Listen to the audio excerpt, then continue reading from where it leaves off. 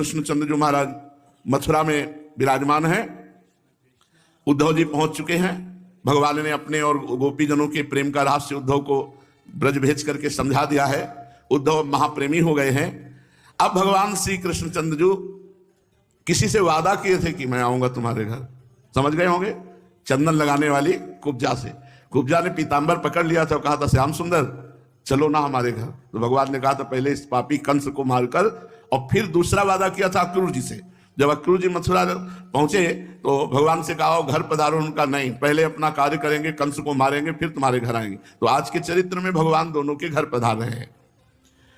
भगवान श्री कृष्ण प्रतिपल कुब्जा इंतजार कर रही थी कि आ जाएंगे आ जाएंगे आ जाएंगे। अचानक दरवाजे पे देखा भगवान श्री कृष्ण। कुब्जा का घर बहुमूल्य सामग्रियों से सजा हुआ था। श्रृंगार रस का उद्दीपन करने वाली बहुत सी साधन सामग्री थी।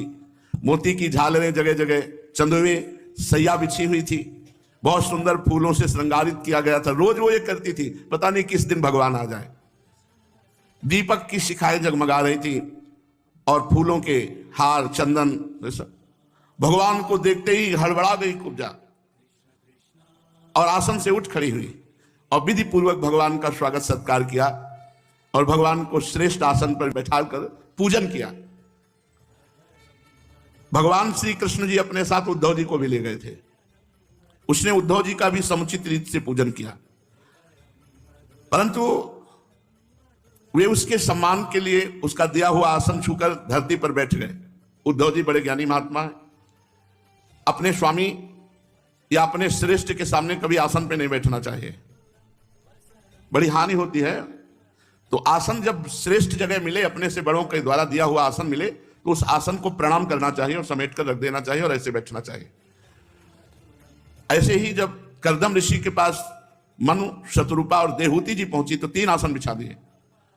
तो मनु जी तो प्रणाम करके उस पर विराजमान हुए, शतरूपा भी विराजमान हुई, लेकिन देहूति जी अपने प्राणाधार प्रीतम के द्वारा दिए हुए आसन पर नहीं बैठना चाहिए, इसलिए आसन को प्रणाम कर समेट कर जमीन में बैठी। ऐसे ही उद्धव जी, क्योंकि उनके स्वामी भगवान श्री कृष्ण विराजमान हैं, तो उनके सामने आसन पर बैठना उचित नहीं। ऐसे गुरुदेव के सामने आसन पर बैठना उचित नहीं। अब जैसे आसन दिए जाते, कोई भी संत आवे, तो कल हमने देखा कि बहुत अच्छे भजरानंदी संत, लाख प्रयास इन लोगों ने किया, उनका नहीं, आसन पे नहीं बैठे। एक महात्मा आते, बहुत बुजुर्ग महात्मा, बड़े प्रसिद्ध महात्मा, वो कभी पहले नहीं घुसना चाहेंगे, वो लाइन में ही खड़े रहेंगे। जब उनसे कहे कि नहीं महाराज आप नहीं, जहां सिद्धांत है उस सिद्धांत से, और लाइन में होते होते होते वो आएंगे और जमीन में ऐसे बैठे साष्टांग दंडवत करके ऐसे, और महाराज जी आप बोले सिंहासनों की तो भीड़ लगी हुई है।